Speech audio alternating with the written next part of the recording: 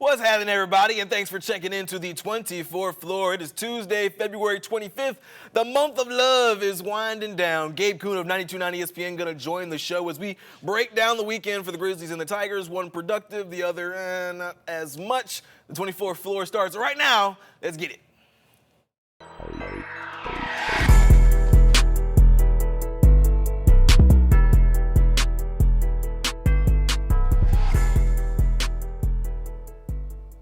We'll start by getting you up to the minute, starting with your Memphis Tigers. They took on FAU for the second time on Sunday, getting a dominant 84-65 win. Dane Danger, PJ Haggerty both go for 22 apiece. They're back on the floor Wednesday versus the Rice Owls. And a special honor for a special Tiger, former Memphis Hooper Chris Douglas Roberts, inducted into the M Club Hall of Fame. CDR, part of the 2008 Tigers team that went to the national championship game. He was also an All-American in the blue and white. The M Club also inducted football's Reggie Howard, track's Glenn Hill Sr., soccer's Stasia Mullen, and volleyball's Altrice Hawkins. And the Grizzlies go 1-2 on their East Coast road trip, taking the second L on Sunday to the Cleveland Cavaliers, 129-123. Ja Morant gave the Grizz a 21-point, 10-assist double-double, but Donovan Mitchell put up 33 to get the Cavs to the finish line. Joining me on the show today, a man who is quickly becoming a good friend of the show, and vice versa, Gabe Kuhn, host of The Gabe Kuhn Show on 92.9 ESPN. Catch him from 4 to 7 on your drive back to the crib. Well, I guess 4 to 6:30 today because, we got a Grizzlies game tonight. You can follow him on X at G_Kuhn71. Gabe, what up, brother? Good? Everything all good on the 24th floor? Everything is good on the 24th floor, man. We got this nice, beautiful view of the rest of the studio. I was going to say outside, but it's literally just me and you, man. It's me and you in here, and all my little knick-knack, paddywhack, and give a dog a bone. You know what I'm saying? Yes, I hear it. Well, it's good to be back on. Glad to have you, man, as always. Let's go ahead and get into our big idea of the afternoon. Penny Hardaway and the Memphis Tigers played FAU for the second time, looking for a sweep after a 28-point beatdown the first time. In the first half, we get a lot of good hustle play by FAU, but they just jump-start the break. Dane Danger, the big fella, running the break like the Showtime Lakers. Show me something, big fella. Got me feeling mystical. Danger! But the Owls had the Talons out early. Quick swing, Caleb Glenn going to hit a three. He had 15 for FAU, and they were up 16-12 early. Memphis closes the half pretty strong. Colby Rogers, threes for tees. He had 2 to close the half. Memphis led 37-32 at the break. That's when Dane Danger takes over. Call him Windex, cleaning the glass. 9 of the first 11 Tiger points of the second half. That one going to get the crowd on their feet, including our production assistant, Kiara. She was in the building. She loves it. And then it's PJ Haggerty's turn. Blow by, tough bucket. Give me that. Then we go next possession. Cookies in the front court. That's going to be another bucket. Let's just go home. Haggerty and Danger put up 22 points apiece. Memphis wins at 84-65. The win secures a first and second round bye in the AAC tournament. Penny Hardaway put this one on the back of his big man, Dane Danger. Yeah, it just shows me that he cares. That's the one thing about this team that I do understand, that these guys care. They want to come back and do better. Obviously, he knew he let himself down because he has so much pride in the last game, kind of let the offense dictate his defense. And he came back this week hungrier, worked really hard on his game all week, and was ready for today's game. I want to win, so I'm just leaving it out on the floor. Every game, I just want to make that my mentality, just leaving it out there. I think the last game I only had 1 rebound, so I kind of took that a little personal with myself.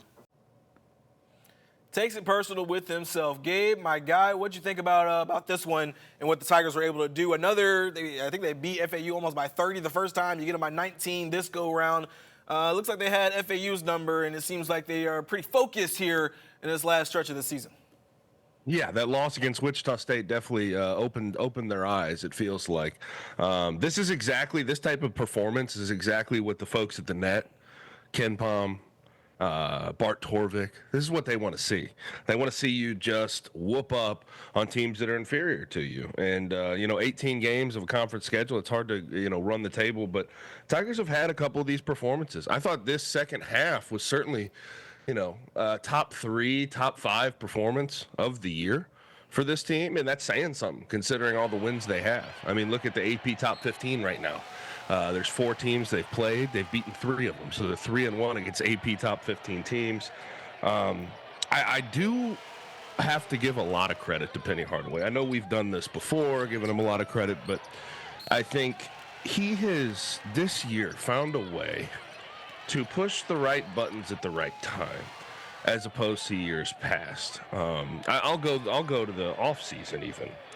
Firing all the coaches, bringing in new coaches. That's definitely worked out. Tyreek Smith before the year, it was going to be a distraction. He wanted more NIL money. He wanted his payments thin. Penny says, you know what? Let's cut that off now. I don't have time for this. You get into the season and PJ Carter is struggling, and he pulls PJ Carter aside and says, dude, I know you're happy to be here, but I want you to start playing well. And PJ Carter took it upon himself to start playing well. And I thought in that first half, we saw something completely different that Penny has never really done this year. He's done it in years past, probably to middling results, but this year he hasn't done it. His starters didn't have energy. No juice. They came out flat. And he brought in a completely, basically, line switch, like in hockey. And look at those guys. They started rolling. Dink Yates got some minutes. A guy that he gave a scholarship to earlier in the year that was a walk-on from the area. But I thought he pressed the right buttons, got the reserves in. They played well, and then it sort of woke up the starters for the second half. And then you saw P.J. Haggerty, Dane Danger do what P.J. Haggerty and Dane Danger do. So I have to give a lot of credit to Penny Hardaway for this win because I think he pushed the right buttons at the right times. I think you're right. He's been pushing the right buttons kind of all season, and this really was the latest iteration of it when I'm sitting there on the floor, on the baseline, and I'm seeing who's coming in I think it's 11-7 or something like that. FAU has that early lead, and I'm like, we're bringing in Dink Yates, Devarian Yates, who, to your point, is a junior college transfer. You get Dante Harris in there early, who's a defensive specialist, not necessarily a scorer. Barack Okoji's kind of the same way. And you're like, okay, this is definitely a Sunday 1 o'clock tip-off kind of game. Right. But it was interesting listening to the players talk about talk about getting sat after the fact. PJ Haggerty and Dane both say something to the effect of, yeah, it made me realize I really had to get engaged into what's happening in the game. We came out flat. We didn't have the energy that we should have. And ultimately, the group that came in there had energy, played well, especially defensively, never took the lead, but it definitely woke up all those guys that had to sit for a little while. Again, Dane and PJ, it feels like they just kind of decide when they want to take over a ball game. They're like, okay, we played around with this team a little too long. FAU, we know, is not a team that can really hold up with them, although Penny Hardaway was giving FAU their flowers for their several performances before then. But the Tigers really changed the dynamic of the game early in that second half. I mean, we talked about it in that read there. Dane having 9 of 11 of those first second half points. I think he's taken it upon himself to really put the team on his back, and they play so well when they're able to go inside out the way they had the last couple of games. And in this game, obviously, Dane Danger, PJ Haggerty, your big two really combined for 44. So obviously, this is a great time to talk about this. It's a great time to talk about this. But this team, I know we have a few more games that we have to watch and then the AAC tournament. But regardless of where this team's seated, and I know there's a lot of contention about that topic in general, this is a team no one wants to see in the tournament. I don't care who you are. Obviously, they've beaten some of the best teams in the country. I mentioned 3-1 against the AP Top 15. But, as opposed to years past, this team can beat you in just so many different ways. Obviously, they like to run. They can get out and run. They forced 11 turnovers against FAU, had 24 points off those turnovers. They had a bunch of fast break points. They can shoot the 3-ball relatively well. Their defense is very good. But here's the thing that is different. And I guess we could throw it back to 2022. With DeAndre Williams and Kendrick Davis kind of for this, but I think they're probably deeper 1 through 5 than that team was. In the half court, they can go score at will. they have two guys in particular, in Dane Danger and PJ Haggerty. It doesn't really matter. We can get late to a shot clock. You could have some problems setting up an offense. But those guys, just give them the ball, let them go cook, and they can make your half-court offense work. They're erasers in that way on the offensive end. They erase all the problems you have most games and most times down the floor. I think what they've been able to do with Penny Hardaway's old style, being able to create that consistently, and then adding this sort of issue for other teams of a half-court offense that can score at will for most of the game. I think that's going to be very, very helpful by the time they get to the tournament, because similar to the NBA playoffs, once you get into the NCAA tournament, people start to crack down, try to screw down their defensive strategies. They try to throw different things at you. I think this team is capable of handling just about everything thrown at them in the half court. Yeah, I think the problem that the Tigers had last year, they were almost a little too David Jones dependent, especially when they got into the tournament. And he turned the ball over a lot. And when he wasn't scoring well, they typically collectively struggled to score well, and I don't think you have that issue with this particular Memphis Tigers team because, to your point, Dane Danger and more specifically, PJ Haggerty can go get to the basket anytime he wants. He's great at getting to the foul line, although he didn't shoot a foul shot in the last game, which was surprising, which is wild, right? You're wondering if he's getting officiated a little differently than he has been in the past, but he can go get a bucket really whenever he has to or wants to. And Dane Danger is so effective in that low block, in that mid post, and in the high post. He really doesn't have any deficiencies in his game. He may not be a jump shooter in the way that we've seen a lot of bigs kind of become more of the stretch four, stretch fives of the world and have a little shot to their game. But he can pass out of the double team extremely well. Yep. He can score with his back to the basket, and he makes things really difficult as a defense because there's so many shooters around him that you can't afford to double team him too much because then you've got a Tyrese Hunter, a Colby Rogers, a PJ Haggerty, a PJ Carter, who are all be able to shoot the three at a pretty high clip, and that makes things really difficult. To your Gabe, you've already brought up the AAC tournament. We only got 4 games left until that happens. I'm wondering if there's anybody that scares you in the AAC. Let's take a listen to Dane Danger real quick as he talks about this very question. Like, does any team make you worry a little bit in the tourney? The way a team can get up for us and then play a whole different way when they play somebody else is just enough. So it's every team. I feel like every team's going to get up for us because we're Memphis and, it's Penny Hardaway here. I feel like every team is just going to have a little bit more juice. So I kind of look at every team like, okay, it's a tough game. Only 4 games left on the schedule before we jump into Dallas. Gabe, we know what happened to the Tigers in the tourney last year. Does any team they could face worry you? God, what a tragic end last year. My gosh. It was like watching a car wreck in slow motion last year. That was it's like that whole game against Wichita State happened in slow motion. That was so bad last year.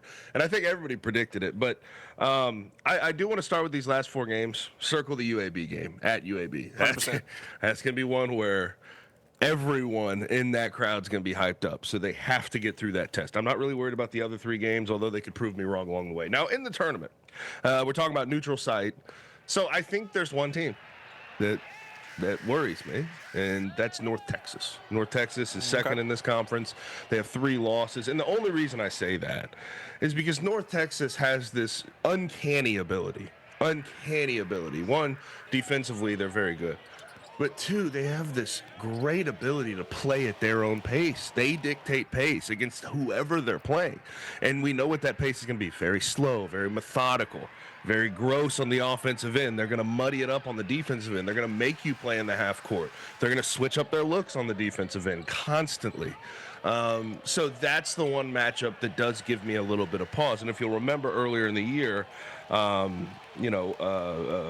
North Texas did visit FedEx Forum, and that was a 4-point game, very close. And there was some question as to if Memphis was actually going to get that done, going to go win that game. That game was up in the air more than a lot of the games I've seen in the American Athletic Conference that Memphis has played in so far. So North Texas is, I think, genuinely the one team that gives me pause. I think Florida Atlantic, they have their number. UAB, I would worry if you're on the road against UAB. I'm not necessarily worried about them on a neutral site. You beat them by 23 at home. I think you get up for that game. And also you have the Dane Danger, Yaxel Lindeborg back and forth on Twitter. I think that I don't think Memphis is going to get surprised emotionally. I think they will be emotionally charged for that game.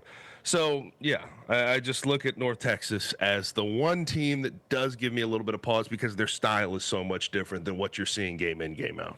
Yeah, that's fair. I think anytime you jump into a team who is very different stylistically than anybody else you face on your schedule, it's almost like with the Memphis Tigers in football. When they got to go play, triple option. They got to go play Army, Perfect. They got to play Navy, and you're talking about that triple option. You're preparing for that defense or preparing for that triple option offense as a defense. And it doesn't matter how much you prepare for it. It's kind of wacky. It's weird. It's unnatural. And I think that a lot of the teams that North Texas tends to face gets caught up in that because they do play so slow, and they're okay with playing slow, and they're not going to allow you to speed them up. And it seems like even a Tigers team that likes to switch up the pace of the game when they put in the full court press, and Penny Hardaway's done a great job of implementing that at strategic points of games. I can see a world where, that game being so slow, maybe you get off to a bit of a slow start offensively. Maybe you're not getting to the free throw line like you might want to. Your three-pointers may not be hidden. That could be a game that can really get into a slog if you're a Memphis Tiger and Memphis Tigers fan. To me, I think Wichita State, for whatever reason, plays Memphis tough pretty much every time. And it's not because I think we understand that Wichita State is an inferior team, but something about what they got going on over there in Kansas, they play Memphis tough every single time. We've seen it twice this year, the overtime loss. The other game wasn't as close, but then we saw what they were able to do in the NCAA tournament, kind of caught Memphis flat-footed. I would not be surprised if that game is close again, if they end up being in a matchup in the AAC tournament. But to your point, Gabe, I think North Texas is probably the one that gives me the most pause, simply because they are the Navy and Army of AAC basketball. Yes, 100%. I love that comparison. I love that comparison because also they have to play that way. Not only did they play that way before, but they have to play that way. They lost so much talent this offseason. Everybody transferred out.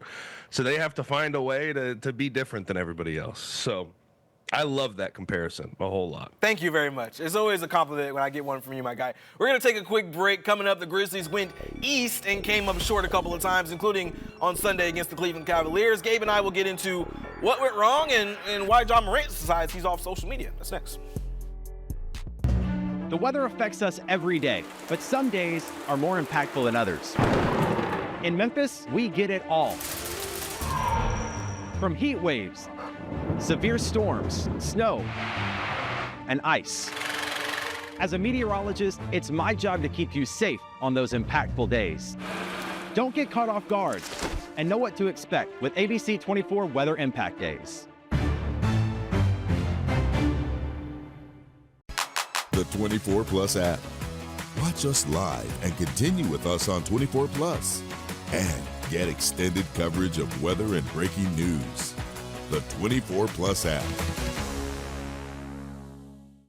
ABC 24 is making your voice heard. This city is filthy, it's crime infested, and somebody need to do something about it. Listening to your concerns. We could have such a great city if we really just put the time and energy into it and come up with solutions. And getting results for you. We appreciate 24 for coming out. Getting the issues taken care of. When you put it on ABC 24, somebody gonna listen. ABC 24, seeking solutions for you. I just love working on this morning show. We really are like one big family. Myself, Yvonne, Ruben. Probably gonna like what you see and what you hear. And you're gonna leave being informed and having a little bit of fun at the same time. ABC 24 News this morning. The news never stops, so we're taking you beyond the broadcast with ABC 24 Plus. Continuing coverage of the issues that matter to you. We need to get something done. More interviews and stories that dig deeper. The Lord has a plan, is all I know. We'll take you beyond the scores and highlights for local sports coverage you can't find anywhere else. Plus, on-demand forecasts to keep you weather aware. ABC 24 News right now on ABC 24 Plus. Welcome back to the 24th floor. Got my guy Gabe Kuhn of the Gabe Kuhn Show, 92.9 ESPN on the program. We got to talk about these Memphis Grizzlies. Game 3 of the East Coast road trip. Ja Morant got started hot. Threes for tees. He had 8 of his 21 in the first quarter. And, of course, breaking out the joggles. Alley-oop from half. He's going to find Santi Aldama, who lays it in soft, but the Grizzlies down 6 at the half. More magic from Morant. Going to find Jalen Wells. The Rook, 4 of 7 from 3. He had 14 points. And Morant seemed to love that alley-oop to Santi. Able to throw it down that time for Slim Spain. But every time Memphis was able to cut it close, the Cavs had an answer of some sort, and a lot of it was Ty Jerome. Jerome, what you think? 26 points. He tag team with the Spider, Donovan Mitchell. He says, night, 33 points for Mitchell. Cavs win at 129, 123, and Taylor Jenkins had a pretty easy point to look at. It was the offensive rebounding. I thought our guys played an unbelievable game in so many areas, but, going against one of the best teams, if not the best team in the league, and to have that offensive performance, we score 123 against the elite defense that they are. You can't give a team 31 freebies, second chance points, and we didn't have it, and that's got to be something we absolutely have to address. We have to own even more because that can't be an Achilles heel thing for us if we want to get where we want to get to as a team. Mr. Kuhn, 21 and 10 from Ja, 22 from Jaren, but you come up short 1 and 2 on the road trip with losses to the Pacers and the Cavs. What did you think about Sunday night? Well, I do think if Desmond Bane would have played a better game, it would have been a whole lot different. 7 points on 2 for 13, shooting 0 for 7 from 3. Not great.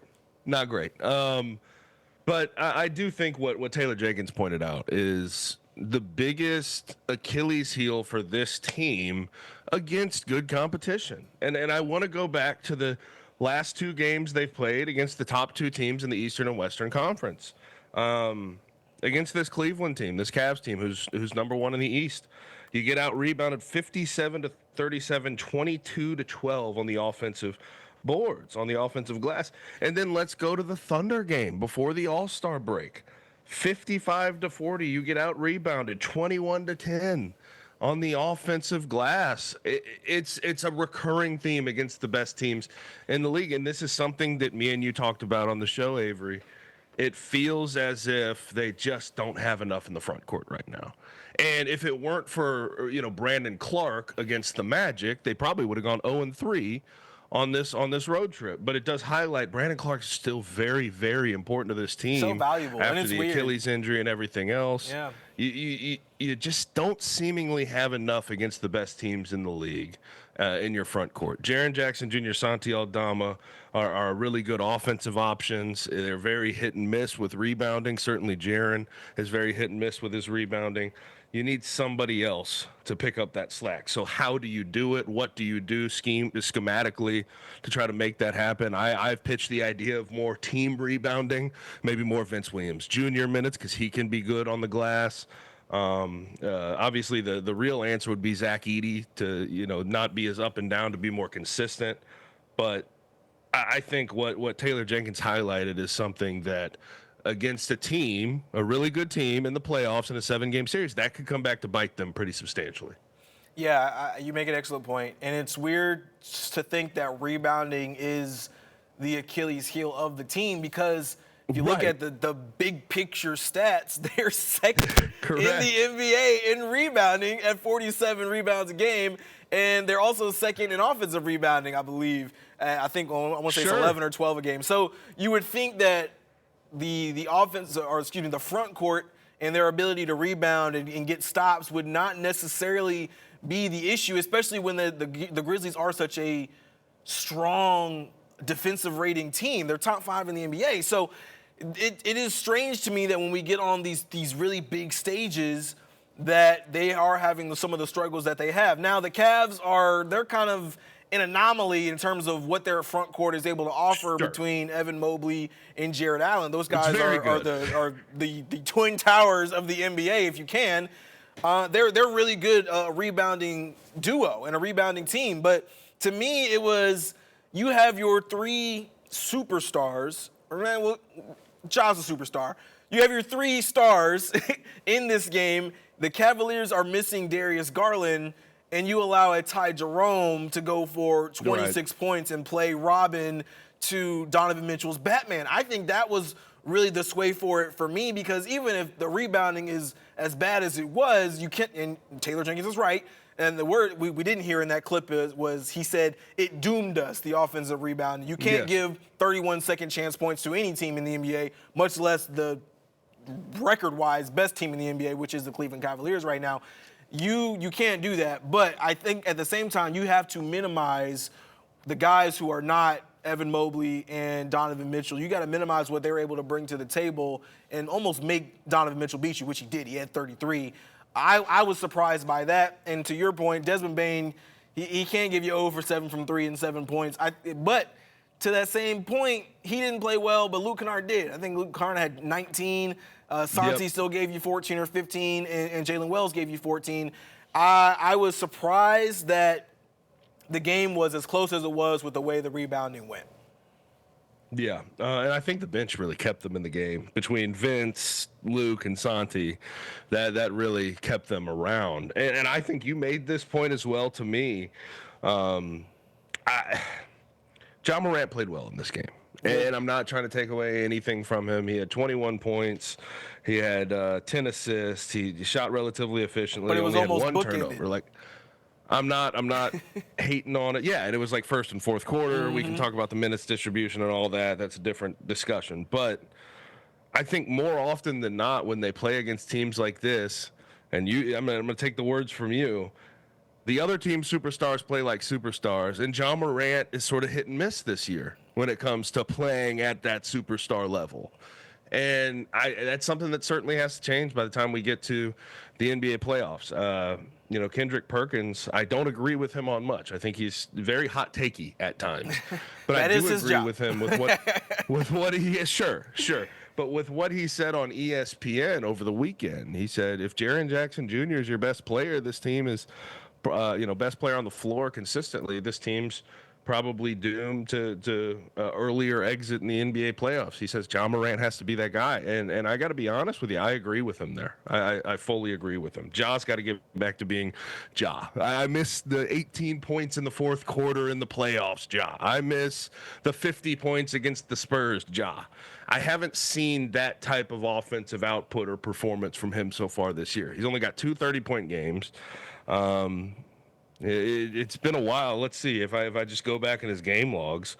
The 25-plus point performances are a lot lesser than they have been. A little bit more sporadic than we've seen in the past. I think in these types of big games, I want to see a little bit more of the old Ja, and I don't think I'm wrong for saying that. I don't think you're wrong at all. I will say in the month of February, he's averaging 21 and 7. He does have, let me count, 3 25-plus performances in 7 games, and one of those is a 23-point performance. So it's consistent, but almost not, and it's inconsistent in the way that we've seen Ja play in the past. He's still controlling games really well, I think, especially with his passing. And getting others involved. And I think what this offense requires of him is to get as many of his teammates involved as possible. And in particular, in this game, it was Jalen Wells and Santi Aldama. But you do need him to have kind of that takeover X factor that I think he almost waited too long to get to in the Cleveland Cavaliers game. I mean, it felt like, to me, he had a really strong first quarter. We didn't really hear much of him in the second and the third. And then in the fourth quarter, he turns it on. But at that point, like Ty Jerome and Donovan Mitchell are doing their thing, and you kind of don't get what you need to finish that game off and finish the comeback. And if we're going to be fair about this, Jaren Jackson Jr. had 4 fouls, and really he turned it on in the fourth quarter as well. But he was kind of a non-factor for much of this one, and then we didn't get what we thought we would get from Desmond Bane. So it does have to be kind of an all-hands-on-deck situation there from your stars. But to your point, I do think we've kind of gotten an up and down Ja Morant this year. I'm actually going to bring up this quote that we got from Ja from Shoot Around this morning. He's talking about being on social media. He says, "Yeah, I hate it there. The only reason I'm on it still is because I have endorsements and stuff I got to post. I don't really want to be on there. Hopefully y'all enjoy it now, because when I hang it up, y'all won't see me no more." End quote. So this was kind of interesting to me that we got that soundbite from Ja after this Sunday game because he Right. did play pretty well. And if you look at his socials, I didn't look at his X account today, but I did look at his Instagram, and it's literally just a bunch of his signature shoe, different colorways of his signature shoe. And in one of the last slides, he says, I'm literally only on here to share shoes and sneak Yeah, I'm here shoes. so I don't get fined. Right, I'm only here to do shoes, and then after this, y'all got about an hour before y'all won't see me no more. Well, Gabe, what do you think about what the message Ja's kind of giving off here? Social media is one thing. Is it translating? Is it bleeding into the rest of his Grizzlies life? I think it always has. You know, I mean, I remember it was his rookie or second year. He just he had an unbelievable game. I think he had 30 plus points, and they won the game, and he was unbelievable in the fourth quarter. And he's calling out random guys that tagged him on Twitter, you know, and it's like, I'll say this, his decision to step away and just make it sort of a platform for him to throw his endorsements on. Like, I'm all for that. I've always been all for that for Ja Morant, because in the end of the day, you have to protect your mentals, man. You're a celebrity. You are one of the potential young faces of the NBA, of where we're headed in the NBA. You're going to get a lot of flack. You're going to get a lot of criticism. You can't pay attention to every little thing. And I do think, and I've always talked about this, I think it's human nature. Like, Ja gets a lot of praise. Like, let's not act like he doesn't. People love Ja. People buy his shoes. People enjoy being around Ja, being tied to Ja. So he probably gets a lot of compliments on that app as well. But I think it's human nature to get that one negative comment. Like, that happens to me sometimes. I could get 9 comments saying that, oh, your show's the best. It's the best 3 hours of radio I've heard ever. And then I'll get one comment saying, you're a fat POS. And that's the one I remember. So I think Ja falls into that trap a little bit too much. But I'm all for this, man. Protect your mentals, do what you can to, and move forward. But I always have thought, and I think most people are on my side on this, I always have thought he has been way too plugged in to what people are saying about him on the socials. Yeah, I think you're probably right on that one. And we know that social media is kind of what got him in trouble in the first place, right? We're talking about his suspension and everything from his Instagram account at that point. But it is really easy to listen to the noise. I think especially when you're somebody like Ja Morant, who, whether you're getting tagged directly, at Ja Morant, or just people just type in your name in a tweet, you're going to tend to see that. And especially the way X works in particular, like, the way the algorithm works, if your name's getting typed up a lot and you're Grizzlies centric, you're gonna see your name a lot if you're Ja Morant on social media. And there's been people whispering like, oh, they should trade him, and there's people whispering like, oh, he's not playing well, and he's doing this and he's doing that, and maybe Ja's not who we thought he was, and all kinds of stuff. And I think it can be real easy you got to remember Ja Morant is 25 years old, right? It's so easy to take in all of that, and like you said, Gabe, hold on to some of the negative or a lot of the negative instead of looking at some of the positives, because Ja does get a lot of love. I mean, I know I see tweets of people adding him and saying, Ja, people in this city love you, Memphis loves you, don't listen to the haters, this, that, and the third. And I'm sure he takes some of that in too, but it has to be exhausting. And I think we like to pretend like he's not a human being, and some of these superstars are not human beings because they make millions of dollars. But at the end of the day, like, they're people taking in social media the same way a lot of us are. Yep. And I was listening to the Jason and John show today, and John Martin talks about how a lot of us who take in social media are not in the public eye and the social awareness circle. So you can almost get away with saying whatever you want, and a lot of it's not going to come back on you. From Ja Morant, that is certainly not the case. And I think we've seen this with other stars too. We think about Kevin Durant, right? Who loves a burner account. Kevin Durant, who loves to clap back at people on social media. You can tell his skin is a little thin. And it looks like Ja is, to your point, Gabe, doing the best thing for his mental health and just saying, X-nay on the social media. Can I ask you this though? How thin is these guys' skin really? I mean, with all the nonsense they get, like I like to think I have thick skin. I doubt I could be able to handle all that. Absolutely not. All the nonsense and not. tags and threats and parlays that they've screwed up. I as much as we sort of call Kevin Durant thin skin, and I guess for certain athletes maybe he is on social media. Get tired of it. But I don't know how thin-skinned these guys are, because it would be so hard to deal with that day in, day out. Yeah, I agree with you on that note. You got to take whatever steps are necessary for you to make sure you're in the best mental health space possible. And I think that's what we've seen Ja do. So I guess all we'll see from him is his Ja 2s and the new colorways and the PSD. Underwear ads and some of those things, and everything else we'll have to depend on his media team for. Do you have a pair of Jaws? Do I have a pair? I have the Ja 1s. I got 2 pairs of the Ja 1s. I haven't gotten the Ja 2s yet. I don't know if I will. I mean, I'm gonna have to. The Ja 1s are good for the walking around. They're good for the I'm just out and about looking good. Ja 2s you don't hoop in them? I mean, you can hoop in them, but I think the Ja 2s are better like hooping shoes. Does that make sense? Okay. I don't know. Yeah, 100%. All right. Well, let's take a look at what the next 5 looks like for these Grizzlies. All of these are at home. They've got Phoenix tonight, who they're 2-0 against. They got the Knicks coming to town on Friday, then San Antonio, Atlanta, and finally Oklahoma City next Wednesday. Gabe Kuhn, if you had to guess at the record over these next 5 games, what would you say?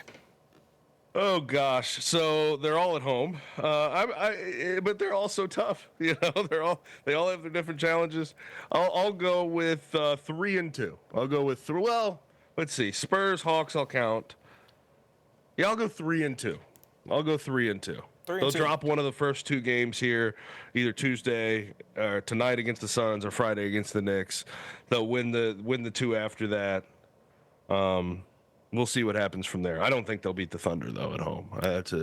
Thunder pose a different challenge that I'm not sure the Grizzlies are able to handle. But really, I'm not sure anybody in the Western Conference is able to handle. So I'll go 3-2 in the next 5. All right, that's cool. They are a collective 6-2 against these 5 opponents this year.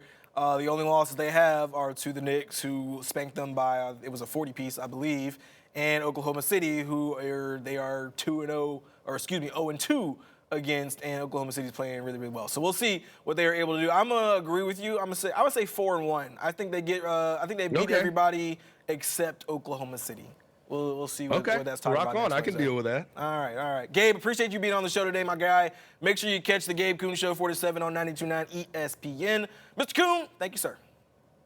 Great as always. Let's do it again soon. All right, let's wrap things up with the best thing I saw this week. And it's a pretty funny best thing I saw this week. Alex Rodriguez, yes, that Alex Rodriguez of New York Yankees fame and part owner of the Minnesota Timberwolves, shows he's got some basketball game in him. At the Bucknell Army game, nails a half-court shot to win a Bucknell student $10,000.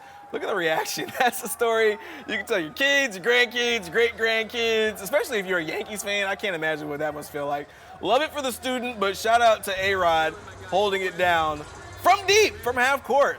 Very impressive. All right, that's all I got for you here on the 24th floor. Busy week coming up, but for now the work is done. Same time, same place on Thursday. But for now, I'm out. See ya.